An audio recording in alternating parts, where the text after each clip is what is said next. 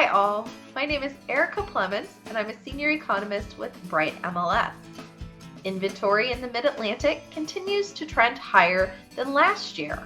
For the week ending August 10th, we have 23.6% more homes in the Mid-Atlantic than we did in the same week in 2024.